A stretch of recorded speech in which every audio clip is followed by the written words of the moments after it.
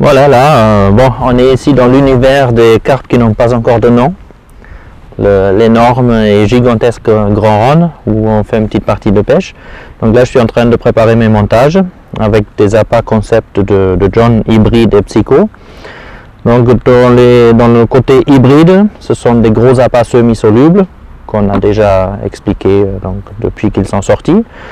Et des petites appâts qui sont plutôt pour léchage, pour mettre sur le cheveu. Ou plutôt des appâts complémentaires qui s'utilisent en combinaison avec. Donc là, c'est mon montage préféré avec un émerillon avec un grand anneau, un safety clip classique. Et sur le grand anneau, ça me facilite un peu d'attacher un fil soluble ou bien aussi un fil en nylon, où je attache à peu près 3 ou 4 gros hybrides. Parfois, je les laisse même sécher au soleil, qu'elles commencent à craqueler un peu, comme ça diffuse encore mieux. Donc après, mon montage classique avec le contre-lest, pour que la carpe se pique directement dans la lèvre inférieure.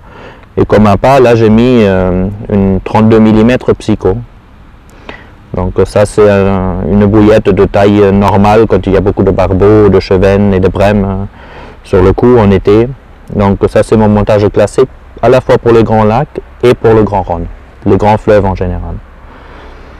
Voilà, parfois on peut aussi avoir en avril, mars, avant la fraie, des situations un peu spécifiques, les poissons un peu difficiles, surtout les grosses femelles qui ne mangent pas vraiment. Je fais la même chose, pareil, je fais un amorçage aux hybrides, relativement conséquent pour que ça attire beaucoup de blancs, de carassins, etc. Donc je fais le même montage, et par contre, de jour, en préférence, j'utilise 1 ou 2 graines en plastique, de préférence rose, rouge ou orange. Pour moi, je trouve que c'est celle qui marche le mieux. Parfois aussi le jaune, mais je préfère ça. Et les carpes, parfois, elles doivent prendre ça pour un œuf, ou je sais pas, parce que les brèmes, elles frayent en même temps. Ça ne soulève pas l'hameçon, elle reste au fond. C'est pratique quand il y a un peu de vase, parce que parfois c'est frayère, parfois il y a un peu de vase au fond. Ça flotte juste au-dessus de l'hameçon, ça ne soulève même pas l'hameçon. Et je pêche sur mon gros amorçage avec des hybrides qui dégagent toutes les particules et leurs arômes dans l'eau. Je pêche sur ce tapis de gros hybrides avec cette petite graine en plastique. Et surtout de jour, c'est surprenant ce que ça donne. C'est énorme, ça marche très bien.